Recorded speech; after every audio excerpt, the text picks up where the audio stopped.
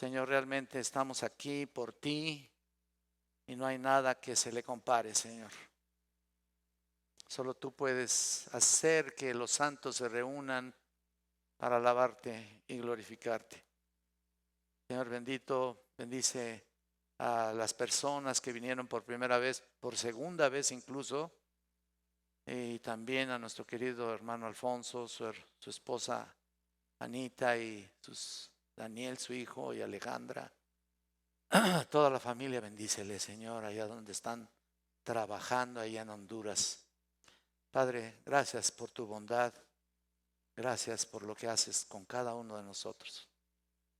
Pongo en tus manos este mensaje en el nombre de Cristo. Amén. Bien, ya vamos a comenzar la segunda parte de esta serie que, pues ya saben ustedes, son las pruebas que pasamos, pruebas de veras difíciles. Todos nosotros pasamos por pruebas. Y voy a leer el mismo pasaje que leímos la vez pasada, que realmente pues nos ha dado un panorama muy amplio de lo que son las pruebas. Vamos a leer, por favor, Primera de Pedro, capítulo 4, del 12 al 14. Primera de Pedro, capítulo 4, del 12 al 14. Dice la palabra del Señor: amados, ¿cómo empieza?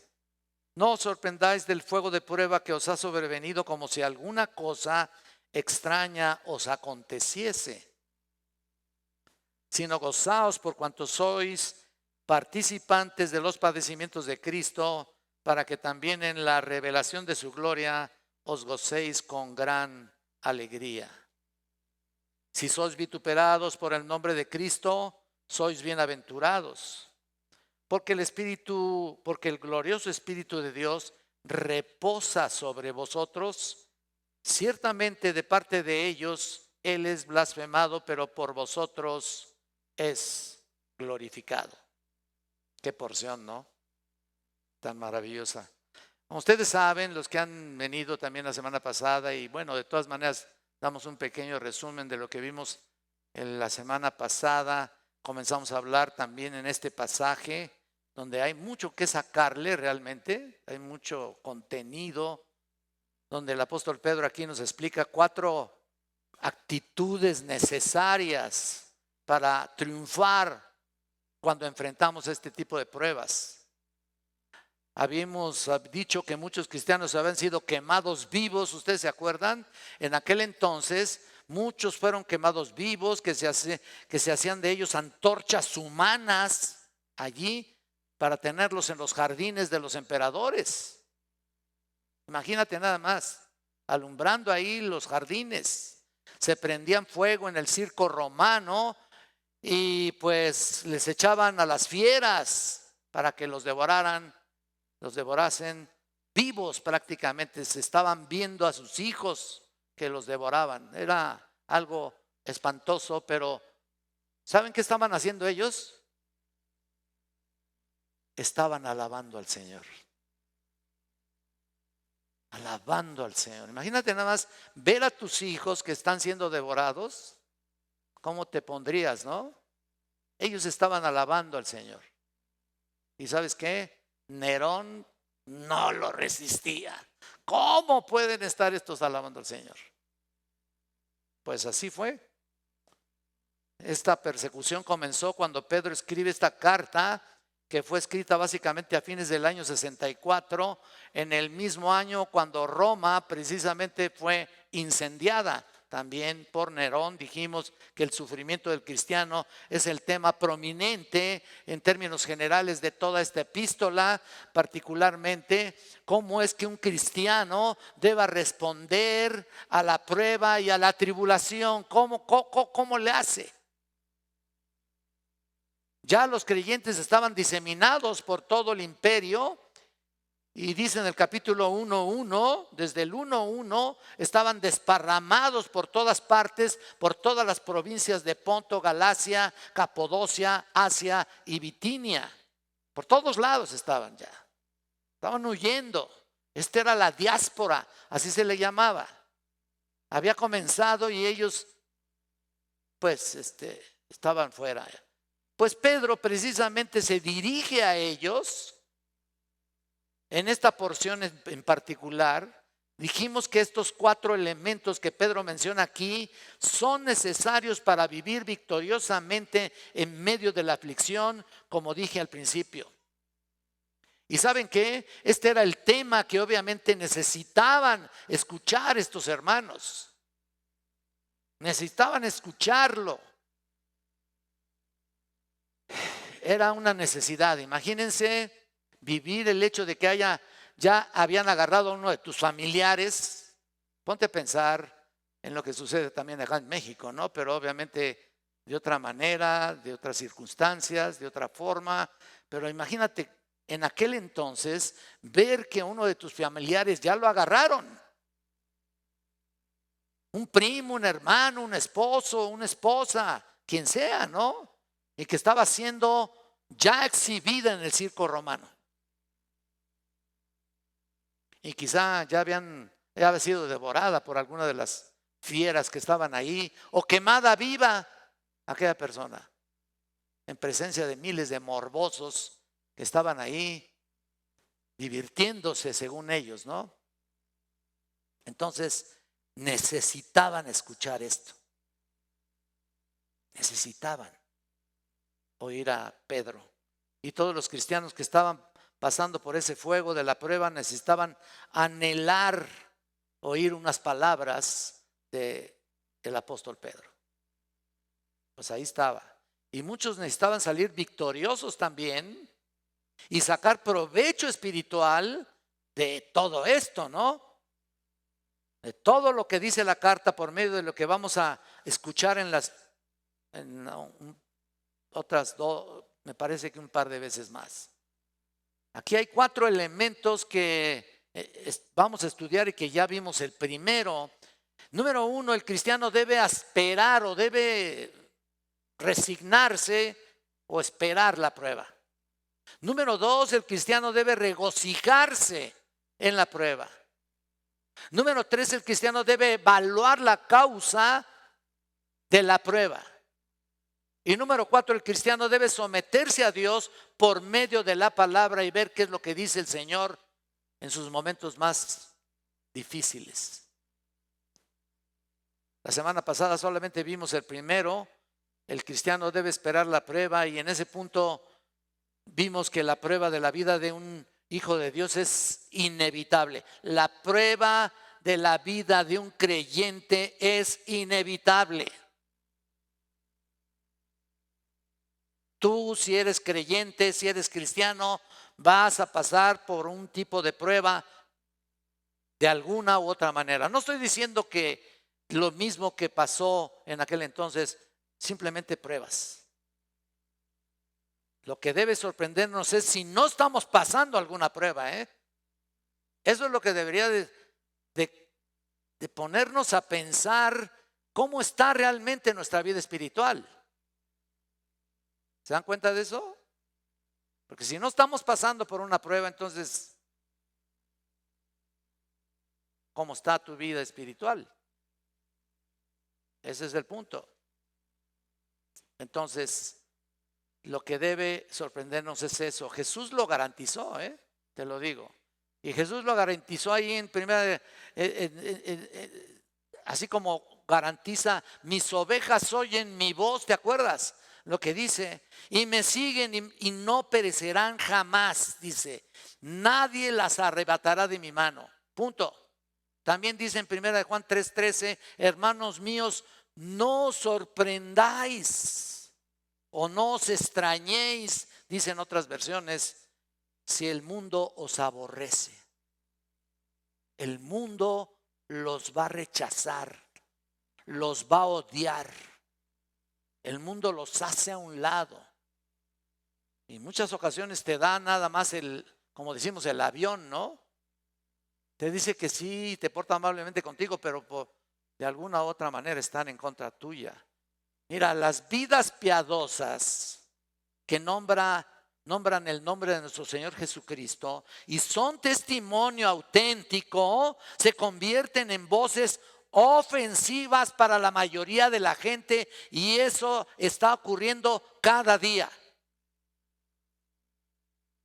En México y en todas partes del mundo, cada día. Por eso es que muchos ocultan su fe. No sé si me explique. De alguna manera como que quieren ocultar su fe para no ser ofendidos y no ser maltratados, ¿no? Para no ser lastimados porque no quieren padecer. Bueno, tarde o temprano se tendrán que enfrentar. El ser cristiano verdadero implica sufrir. El creer en el evangelio es creer y abrazar la cruz. El evangelio no es una promesa de salud. Te lo digo de verdad, No es una promesa de salud, no es una promesa de prosperidad, como algunos predican. El propósito de la prueba es refinar, limpiar, purificar a sus hijos, purificar al Hijo de Dios, a todo el que sea hijo de Dios. Perseveramos y soportamos la aflicción, porque cualquiera que sea su manifestación, demuestra entonces la autenticidad de nuestra fe. Todos pasamos por pruebas, ¿no es cierto? De alguna manera, aún en nuestra misma casa. Aún en la casa, hay miles de casas, están divididas. Uno sí cree, el otro no. Un esposo cree o esposa cree y la otra no. Están divididos. Qué tristeza, ¿no? Pero así es. Entonces debemos esperar la prueba. Es lo que dijimos a grandes rasgos la semana pasada, pero hoy vamos a ver el segundo elemento que también es muy importante que lo escuche. No solo debemos esperar la prueba de fuego, sino que el cristiano, número 2, debe regocijarse en la prueba. Y por eso dice aquí en el versículo 13 y 14, sino gozaos por cuanto sois participantes de los padecimientos de Cristo, para que también en la revelación de su gloria os gocéis con gran alegría. Ahorita está ahí. Mira, la exhortación aquí de Pedro es regocíjate en el tiempo presente. Es en el tiempo presente. Regocíjate. En otras palabras, continuamente regocijarte. Continuamente, tiempo presente en el original griego. Esa es la actitud en medio de la persecución, en medio de la crítica, en medio de cualquier tipo de ofensa contra ti y contra mí. Nos dice Pedro eso en medio de cualquier circunstancia difícil, el llamado a regocijarse. Y no es que precisamente seamos masoquistas, ¿no? Ya saben ustedes que los masoquistas pues están queriendo regocijar en medio de cualquier sufrimiento. No, aquí no se trata de eso. ¿Estamos pasando por alguna prueba? Yo sé que es difícil. A veces te pones triste, a veces estás alegre. Acabo de ir a ver a un hermano allá al hospital el día de ayer. Está en los últimos momentos. Se llama José Luis Nishizaki. Es de origen japonés, está a punto de morir. Fui a orar con él y su esposa está pasando por esa prueba muy difícil. Traté de hablar con ella y hablé unos momentos. Le cité las escrituras, por supuesto, no de mi propia boca, y parece que se quedó muy conforme de lo que estaba pasando. Hay que resignarse. Están pasando por esta prueba, pues hay que regocijarse. Todavía Pedro dice, regocíjate, ¿no? En cualquier tristeza, cualquier dificultad que el mundo nos trae o el mundo trae en contra de nuestra fe por causa del nombre de nuestro Señor Jesucristo. Eso es ya fuera de esta situación que está sufriendo la hermana, pero a veces los sufrimientos es por causa de Cristo, por causa del nombre de nuestro Señor Jesucristo. Debe ser por causa de regocijo. Por eso dijo Jesús lo siguiente, ¿se acuerdan? Ya lo leyó mi hermano, pero vayan a Mateo otra vez, por favor. Mateo 5, pero vean el versículo 10. Bienaventurados los que padecen persecución por causa de la justicia, porque de ellos es el reino de los cielos. La causa de la justicia significa por hacer lo justo. Lo estábamos hablando en el estudio también. Por causa de la justicia. Solamente cuando estás en Cristo puedes llegar a hacer lo justo. Lo que Dios te pide que hagas. ¿Cómo te comportas? ¿Cómo hablas? ¿Cómo dices las cosas? ¿Qué carácter tienes? Dios está tratando contigo de una manera u otra. ¿Te das cuenta? Por causa de la justicia. ¿Quiénes son los que están en el reino de los cielos? Bueno, los que han padecido persecución por causa de Él. Mira lo que dice el Señor en el 11 y el 12. Bienaventurados sois cuando por mi causa os vituperen y os persigan y digan toda clase de mal contra vosotros. ¿Qué? Fuerte, díganlo. Que sea de veras mintiendo. Porque si van a ver en un cristiano que está haciendo tonterías y está haciendo pecados, ¿sabes qué? Eso es otra cosa. Aquí dice claramente, toda clase de mal contra vosotros mintiendo. Te levanten falsos, te levanten calumnias, te ofendan y te quieran aborrecer. Y dice, gozaos y alegraos, porque vuestro galardón es grande en los cielos, porque así persiguieron a los profetas que fueron antes de vosotros. Es como dijéramos, mira, así ya lo hicieron, así que déjalo así. ¿Se dan cuenta? Porque si así persiguieron a los profetas que fueron antes que vosotros, entonces es muy buena, en muy buena compañía. Si somos perseguidos, pues ya había sucedido esto. No es ninguna novedad. Pedro nos dice que debemos regocijarnos y nos da una motivación futura y una presente. Todo lo que estés padeciendo actualmente es una causa de regocijo. El versículo 13, incluso, volviendo a nuestro texto, antes bien, dice, en la medida que os compartís los padecimientos de Cristo, dice, regocijaos para que también en la revelación de su gloria os regocijéis. ¿Cómo? Fuerte. Desayunando en su casa y desayunando aquí también y no tienen fuerza. O sea, todo el tiempo están comiendo, hermanos. Digo, ya. Este es el tiempo de comida espiritual. Y este es el tiempo más nutritivo para tu vida. Es eso. Entonces, a la medida que compartimos los sufrimientos de Cristo, hoy compartiremos su gloria en la eternidad. Y eso dice Pedro, con gran regocijo, con tremendo regocijo. Bueno, pero ¿en qué sentido compartimos hoy los sufrimientos de Cristo? Tú has de preguntarte, ¿no? ¿En qué sentido? Obviamente Pedro no está hablando de compartir los sufrimientos de Cristo en el sentido de su poder de redención. ¿Te das cuenta? Su poder de redención a favor del pecador. No estamos hablando de eso. No está hablando de eso. Cristo sufrió de parte de los hombres aflicción hasta la muerte por su conducta santa,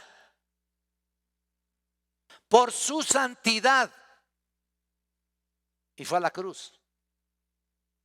Él hizo justicia, Jamás el Señor Jesús pensó o hizo algo injusto o pecaminoso, no se halló pecado en él, de ninguna manera había pecado en su vida, para nada. Jesús sufrió el maltrato de los hombres por su vida justa. Por eso lo maltrataron, porque era la luz del mundo, la verdadera luz del mundo. No la que anda por ahí, una religión ahí falsa que, cuidado con eso, así se hacen llamar y son verdaderamente falsos. No tengo tiempo para explicar eso, necesito explicar lo que dice aquí el texto. Y la luz siempre ilumina, y eso es real, y hace ver a los hombres su vida tenebrosa, pecadora. Y en ese sentido nosotros participamos de eso, de su sufrimiento, cuando vivimos en obediencia a Él.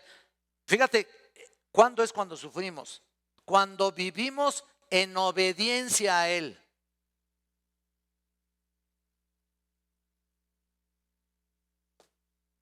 Y a su palabra, por supuesto, y como resultado de esa obediencia, bueno, experimentamos entonces persecución y todo tipo de insulto o maltrato. En ese sentido, somos participantes de los padecimientos de Cristo. En ese sentido. Pablo también habla de esto. Pablo habla de la participación de un hijo de Dios referentes al padecimiento de Cristo. Vayan a Gálatas, por favor, un momentito. Gálatas capítulo 6, versículo 17.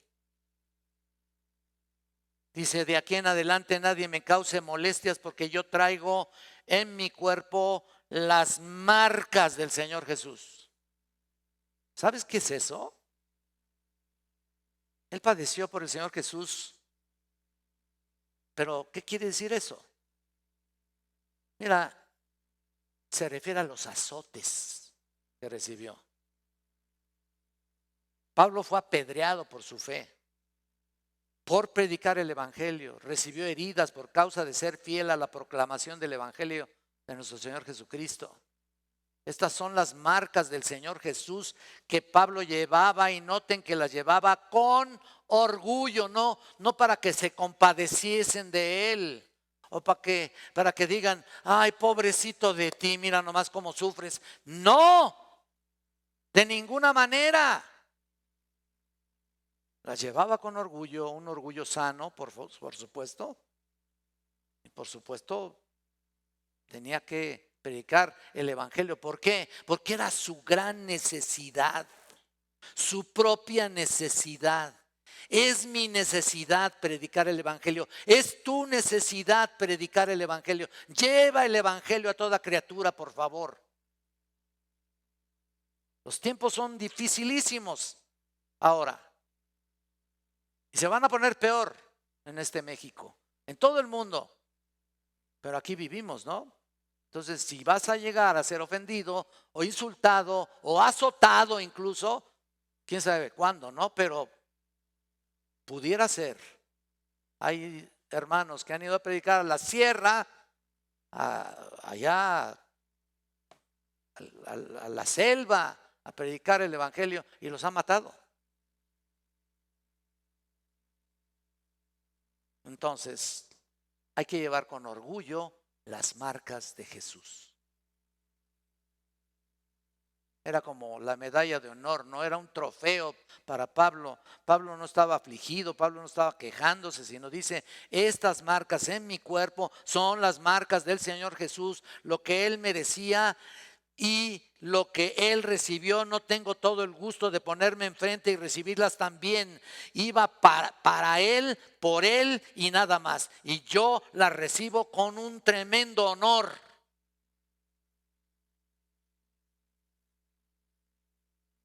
Y regocijo.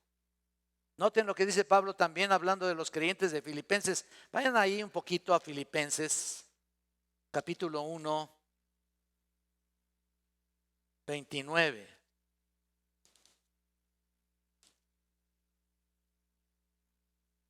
En el 1:29, mira lo que dice, porque a vosotros os es concedido. Escuchen este versículo, es tremendo, ¿eh? A vosotros os es concedido a causa de Cristo, no solo que creáis en Él, sino que también, ¿qué? Se nos ha concedido. Que se te conceda, ¿no, hermano? Antes de que pidas algo especial para ti, que se te conceda padecer por Él. Es lo que dice la Escritura. Dijimos que la fe es un don de Dios. Dios nos concedió el poder de creer en Él, pero no solamente eso, sino también de sufrir por Él. Junto con la fe para salvación, Dios nos concede el privilegio de sufrir por causa de su nombre. Es un privilegio que viene de su gracia. No solo creer en él, sino también sufrir. Y Pablo estaba consciente de este privilegio y llevaba entonces con orgullo esas marcas, sus heridas, por causa de Jesús, por causa del Evangelio. Cuando sufrimos por nuestra fe, hermanos, estamos participando, escuchen esto, estamos participando entonces con los padecimientos de Jesús, estamos con Él, es como si estuviéramos ahí recibiendo los mismos latigazos, por decir así. No quiere decir que estemos en el pasado, somos participantes de los sufrimientos de Cristo. Y es lo que está diciendo aquí Pablo también. El mundo maltrató a Jesús y finalmente lo crucificaron. Y el mundo continúa maltratando a los que representan a Jesús. Persiguen a los cristianos y en varios lugares hoy, como ya les dije, en el mundo entero están siendo afligidos hasta el nivel de tortura incluso, hasta la muerte. Está sucediendo hoy. Y Pedro entonces nos dice participar de los padecimientos de Cristo y que nuestra actitud sea de regocijo. Es difícil, por supuesto que es difícil. Nada fácil. Si hay veces con las cargas de la casa no podemos. Hay veces que con las cargas de tu casa y de tu esposo o de tu esposa ya como que se te cierra el mundo, ¿no? Y hasta dices, trágame tierra, ¿no? Si con los padecimientos de tu propia casa estás sufriendo, ¿qué será cuando vengan realmente la persecución en México?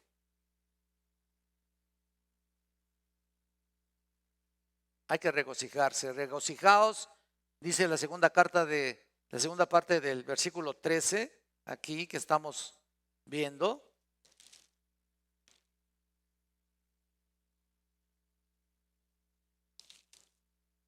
Yo creo que ya hasta me perdí aquí del...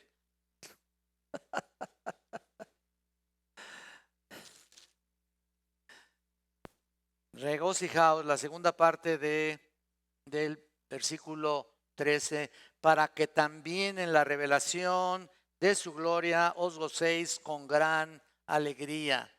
Fíjate, os gocéis con gran alegría. Ahí está. Cristo está en la gloria hoy. Hoy está ahí. Y bueno, Él fue resucitado y ascendió a la presencia de Dios y está a la diestra del Padre. Está en la gloria hoy y Cristo orando por los suyos. Dice el versículo 17, más bien en Juan 17, perdón. Dice, ahora pues, Padre, glorifícame a mí, más bien a tu lado, al lado tuyo, con aquella gloria que tuve contigo antes que el mundo fuese. Y ahora Cristo regresó a su gloria cuando estaba con Él. Y cuando Cristo venga por segunda vez, entonces su gloria será manifestada a todos. Hoy está glorificado allá en la presencia del Padre.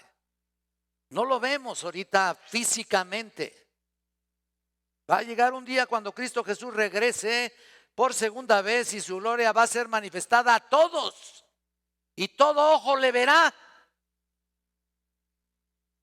Y como le decía yo a la hermana que tiene a su marido gravísimo, le decía, mira, ausentes del cuerpo, presentes en el Señor. Cuando Él cierre los ojos a este mundo,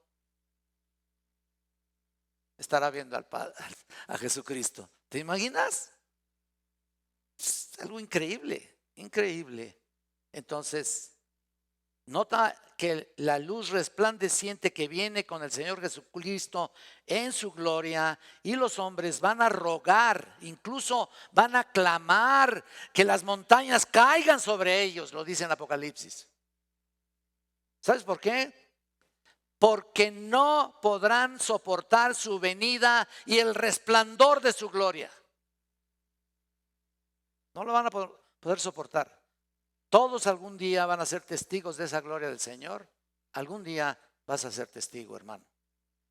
Los creyentes, en contraste, los cristianos, los que sufrieron las afrentas, en particular en esta tierra, los creyentes de todas las épocas, estamos regocijándonos con tremendo regocijo y vamos a regocijarnos más al verlo venir en gloria.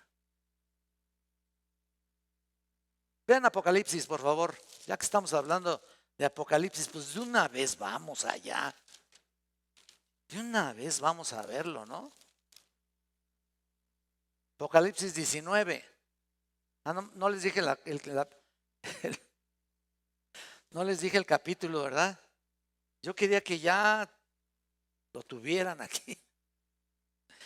19, 11 al 14. Mira, entonces vi el cielo abierto y aquí un caballo blanco, y el que lo montaba se llamaba Fiel y Verdadero, y con justicia juzga y pelea. Vendrá a juzgar.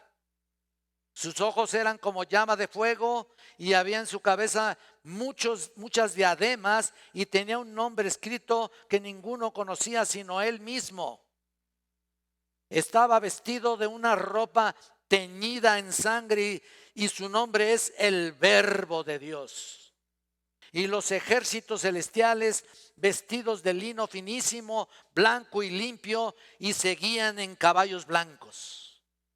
Wow. ¿Tú ves esta escena? Bueno, la vamos a ver.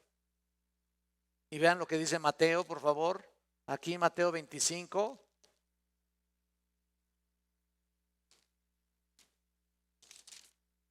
Mateo 25, versículo 31, por favor.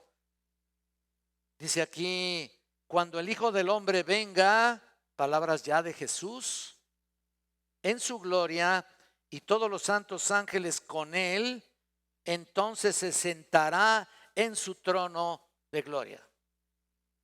¿Lo estás viendo? ¿Te das cuenta? Entonces ese regreso de Jesús es real. Algunos escépticos todavía, ¿cómo que va a venir?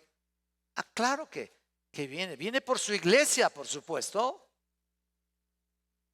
De una manera u otra y en el tiempo que él considere, vendrá por su iglesia. Pero también va a venir y todo ojo le verá. ¿Te das cuenta? Y eso es maravilloso. Será indescriptible, ningún hijo de Dios se lo perderá, es de verdad. Todos los que de una manera u otra sufrimos por causa de su nombre, no por algo personal, seremos partícipes de ese evento maravilloso cuando Cristo venga en gloria. El punto de Pedro es claro, entonces, al regresar a nuestro texto. Sufrimos aquí gozándonos en el privilegio de participar en los padecimientos, y en la medida de esto es realidad aquí en el futuro. Aquí en el futuro el regocijo va a ser incomparable. Eso es lo que está diciendo. Un creyente sufriente realmente aquí disfrutará de increíble gozo en la gloria. Hay que sufrirle, ¿eh? No creas que ya recibiste a Cristo y todo es lindo, todo es hermoso, chalalala, ya te gozas y ya estás muy a gusto, hasta guapo te pusiste y, hombre, hasta luces como nuevecito, ¿no? Sí es cierto, En parte, en parte. Pero ¿qué hay de tu testimonio actual? ¿Qué hay con eso? Mira, no es cualquier cosa, ¿eh? Realmente este país no sufrimos tanto como en otros lugares. Aunque las cosas estén poniéndose cada día más difíciles, llegará el día en que no podrás hablar de Cristo, ¿eh? ¿Sabías eso? ¿Sabías eso? Llegará el momento en que no vas a poder hablar de Cristo. Te van a llevar a la cárcel. Porque estás adoctrinando a alguien. Estás trayéndolo a que crea lo que tú crees. Eso no tarda nada, ¿eh? No podrás persuadir a nadie, no podrás decirle que es pecador porque lo vas a estar insultando. Entonces, apúrate con tus galardones, ¿eh? Si no, y viene Cristo y no te vas con Él, o cuando llegue el día de tu muerte, ¿no? De nuestra muerte. No sabemos si cuando venga por su iglesia, ¿cuándo va a ser? Ojalá, ¿verdad? Yo lo vea, pero a lo mejor no. Y algunos de ustedes, no porque estemos nosotros grandes, estemos más cerca de la muerte, otros más jóvenes pueden estar más cerca de la muerte. Este hombre que fui a ver, mucho menor que yo, está a punto de partir. Si no es que ya en estos momentos ya partió. Mira lo que dice Romanos 8:17.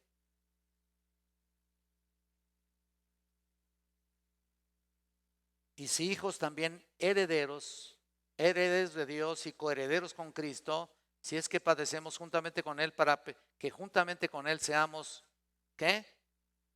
Solamente cuando venga Cristo seremos glorificados, o cuando estemos con Él.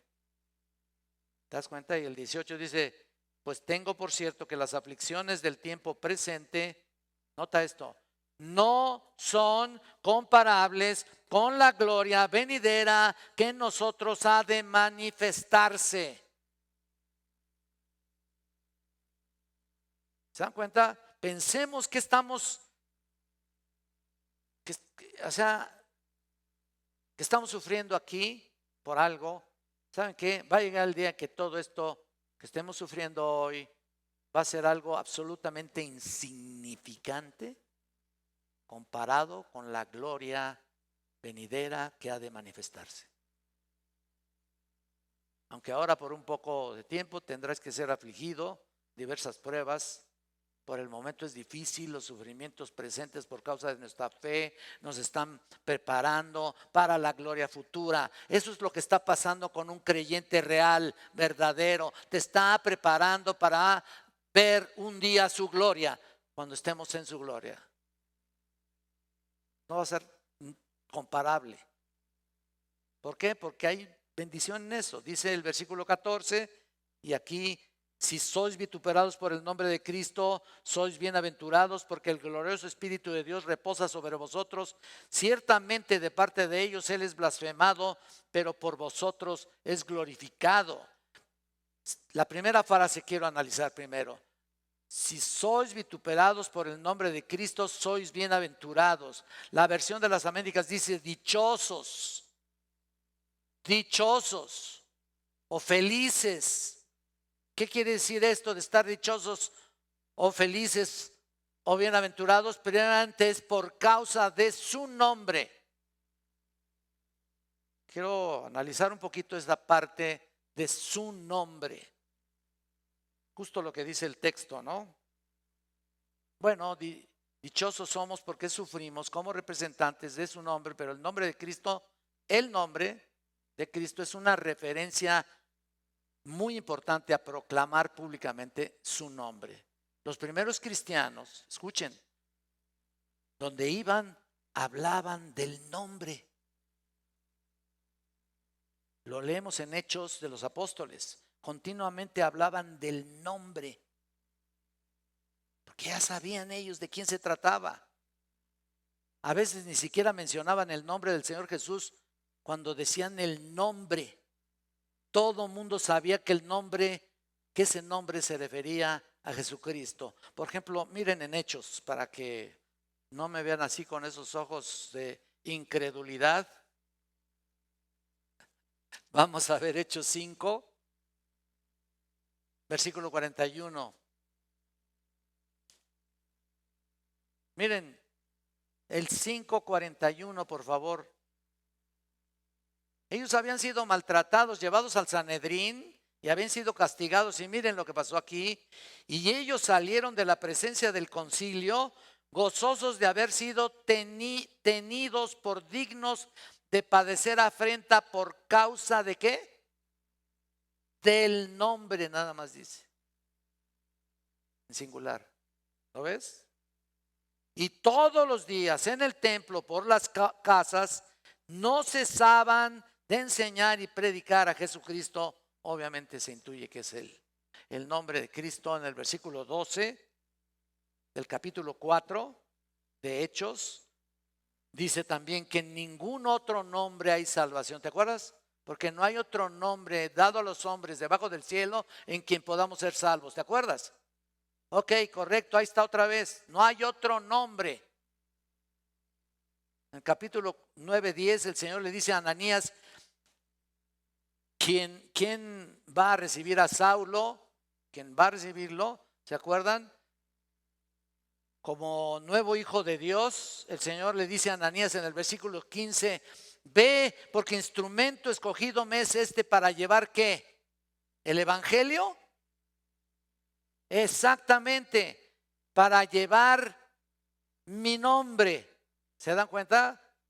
Mi nombre en presencia de los gentiles y de reyes y de los hijos de Israel. Y mira lo que dice al final. Estamos hablando de Hechos capítulo 12, capítulo 4 de Hechos. Ya hasta me perdí, ya me...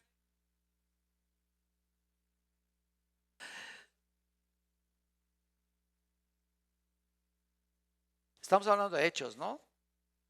Hechos 4, 9, perdón. Qué necio soy con el 9, ¿no? Con el 4, digo. 9, es 9. Enrique, por favor. 9:16. ¿Ya lo tienen, hermanos? Mira lo que dice, porque yo le mostraré cuánto le es necesario padecer por mi nombre.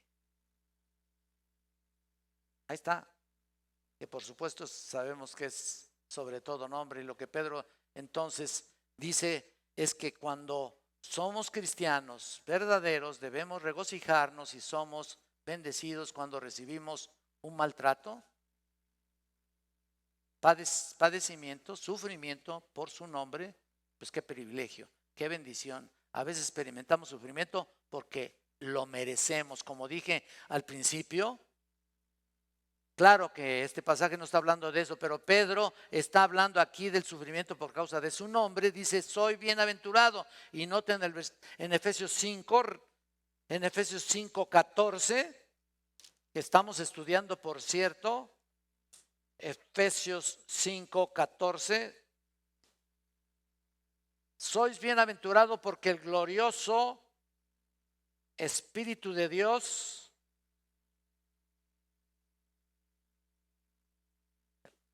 reposa sobre nosotros, el glorioso Espíritu. ¿Estoy en Efesios? No, ¿verdad?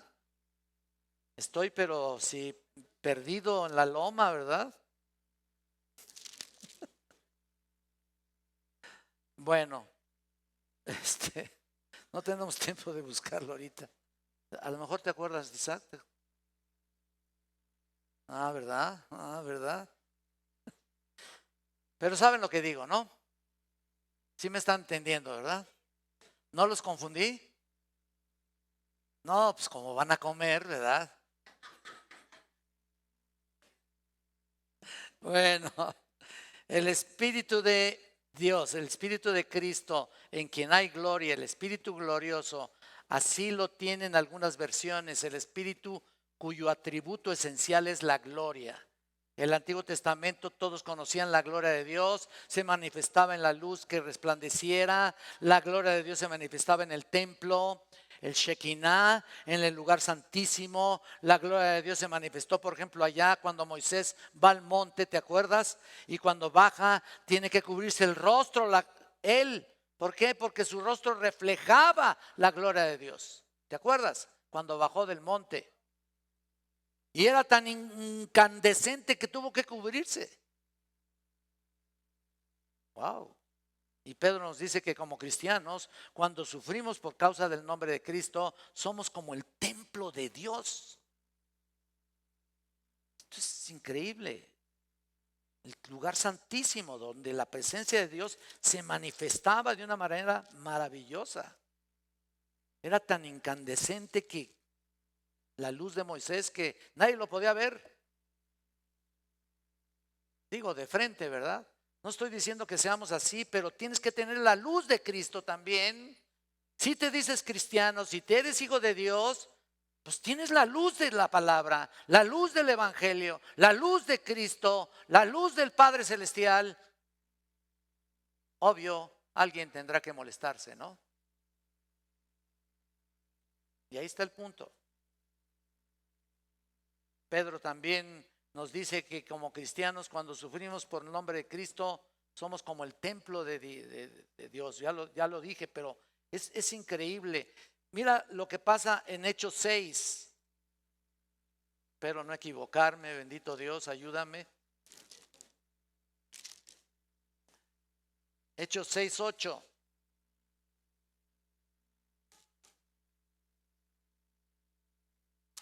Hasta el niño ya está llorando casi. Mira nada más.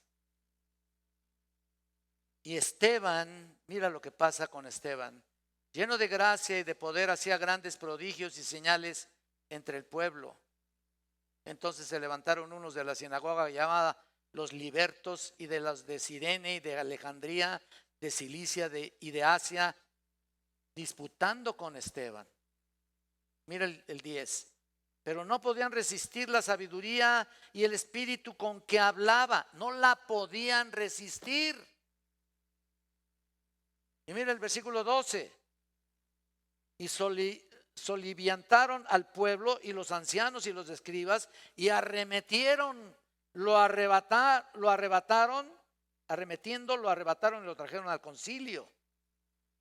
Y mira el versículo 15. Entonces todos los que estaban sentados en el concilio, al fijar los ojos de él, vieron su rostro como el rostro de un ángel. ¿Cómo será? ¿Qué es eso? ¿A qué se refiere? Bueno, nos dice, pero ¿qué será eso del rostro de ángel? Aparentemente lo que quiere decir es que Esteban demostraba la serenidad, la tranquilidad, el gozo y la paz, que estaba absolutamente insensible a la hostilidad que les rodeaba. Yo no sé lo que pasó, pero había cierta gloria dada por el Espíritu de Dios en su rostro. Un cierto nivel que lo hacía inconsciente de lo que estaba sucediendo. Y ya en el capítulo 7, lo que le ocurrió después de su tremendo sermón, al final, ¿te acuerdas? Versículo 54, si tú vas allá, dice, oyendo estas cosas, se enfurecieron, porque les estaba diciendo la verdad, se enfurecieron de tal manera en sus corazones y crujían los dientes contra él. Mira, oyendo estas cosas, nota a los judíos respondiendo de esta manera. En la versión de la Biblia de las Américas dice, en lugar de se enfurecían en sus corazones, dice, se sintieron profundamente ofendidos. Es lo que dice en la Biblia de las Américas. Ajá, mira nada más. Eso no fue nada nuevo, ¿eh? Y dice, y crujían los dientes contra él, pero Esteban, lleno del Espíritu Santo, puesto los ojos en el cielo, vio la gloria de Dios y a Jesús que estaba a la diestra de Dios y dijo, he aquí veo los cielos abiertos. Lo estoy leyendo, ¿no? y el Hijo del Hombre está a la diestra del Padre. Entonces ellos, dando grandes voces, se taparon los oídos y arremetieron en contra de él, y echándole fuera de la ciudad lo apedreaban. Y los testigos pusieron sus ropas a los pies de un joven que se llamaba Saulo, y apedreaban a Esteban mientras él invocaba y decía: Señor Jesús, no les tomes en cuenta su pecado, este pecado. Y habiendo dicho esto, ¿qué? Durmió. Qué lindo esto, ¿no? Qué descripción en el Nuevo Testamento. Cuando vemos un creyente que muere, se describe como dormir. Esteban sufrió por el nombre de Cristo, y por supuesto los demás no resistieron. Después de haberles dado un sermón, prácticamente los evangelizó. Entonces ellos no resistieron y lo apedrearon. ¿Te puedes esperar una cosa así en tu vida? Yo digo que sí. Cuando yo vivía ahí en Satélite, tuvimos también algunos ataques de alguna índole. Pero acá, cuando vivimos acá en la calle de Varsovia, también nos ponían un tipo de brujería en la puerta de la casa. Una porquería que ponían en una charola, tratando de atacarnos con sus medios, ¿no? O por sus medios. Nunca pasó nada, por supuesto, y no era tan fácil predicar el evangelio en medio de la zona rosa. Ustedes saben qué hay en la zona rosa, cómo está realmente configurada la zona rosa. Entonces es muy difícil hablar del evangelio, y sin embargo logramos hacerlo, y para su gloria lo digo, no por nosotros. Estábamos realmente en medio de las tinieblas. Estamos todavía aquí en medio de las tinieblas. Esta iglesia todavía está en medio está mordiendo la zona rosa. No sé cómo está configurada la colonia donde vives, pero de todas maneras el mundo está rodeada de tinieblas. Así que espérate lo más tremendo en tu vida. Si vas a predicar el evangelio, si vas a llevar a Cristo a algunas personas, o si vas a hablar en medio de las tinieblas al Señor Jesucristo, ponlo muy en alto, ese nombre maravilloso que es el nombre que es sobre todo nombre, para que en el nombre de Jehová se doble toda rodilla de los que están en los cielos y en la tierra y debajo de la tierra, y toda lengua confiese que Jesucristo es el Señor, para gloria de Dios Padre. Eso es lo que debemos hacer. Pero tienes que sufrir por ello y a la vez gozarte por ello. Eterno Padre Celestial, te alabamos y te bendecimos. Yo sé, Señor, cuántas cosas suceden en nuestra vida, Señor. Cuántos males recibimos de algunas personas, cuántas ofensas recibimos, aún de nuestra propia familia, aún de nuestros propios compañeros de trabajo posiblemente, aún de nuestros vecinos quizá, aún de todos lados, Señor. Pero sabemos que hemos de regocijarnos en medio de cualquier situación que estemos pasando, porque el glorioso Espíritu de Dios reposa sobre nosotros, Señor, y nos da el regocijo y la paz que necesitamos en medio de cualquier prueba.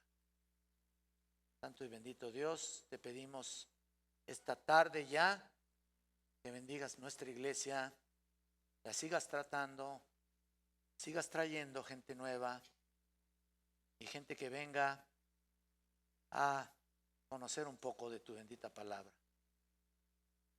Gracias, Señor. Si algunos de ustedes, algunos de los que están aquí, no han recibido a Cristo como su Señor y Salvador, este momento es el ideal. Quizá digas, no, para sufrir, mejor sufro por otra cosa. Pero tendrás finalmente la salvación para vida eterna. Si hay alguien que esté consciente de sus pecados, que en estos momentos se entregue a nuestro Señor Jesucristo y le diga, perdóname, Señor, me arrepiento de mis pecados, ayúdame a vivir de acuerdo a lo que dice tu palabra. No importa si me persiguen, no importa si me critican, no importa si hablan mal de mí. Pongo en tus benditas manos todo esto en el nombre de Cristo. Y también te pido, Santo Dios, por los alimentos. De una vez, Señor, te pedimos por los alimentos que van a ser servidos al rato, en unos momentos, Señor. Tú los bendigas para que nuestra comunión sea de gran bendición y de gran alegría con los santos. En el nombre de Cristo te lo pedimos. Amén. Hermanos, solamente les pido que pues se pongan de pie y que nos ayuden a acomodar las sillas, los varoncitos. La cena, ay, la cena, ¿verdad? Ya estoy despidiendo yo. Te digo que todo se me olvidó hoy. No, estoy. Perdón, mi querido Rolando, no creas que no quería que pasaras.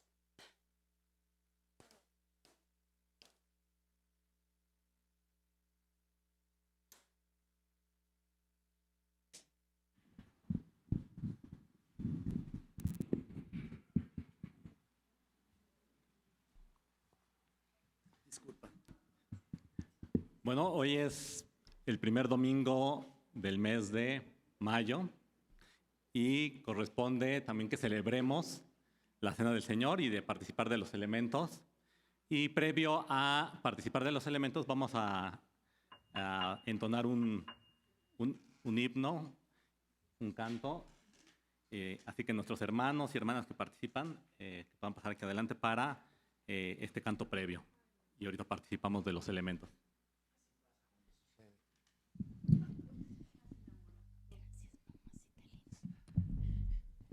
Como que los veo muy consternados.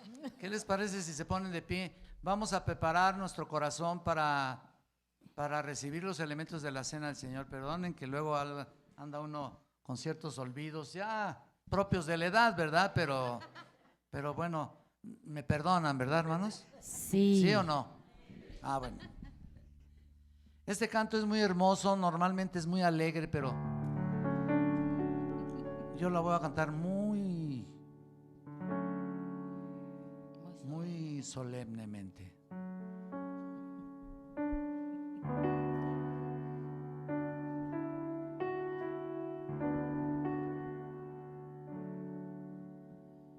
Con pena amarga, Jesús, mostréle mi dolor. Perdí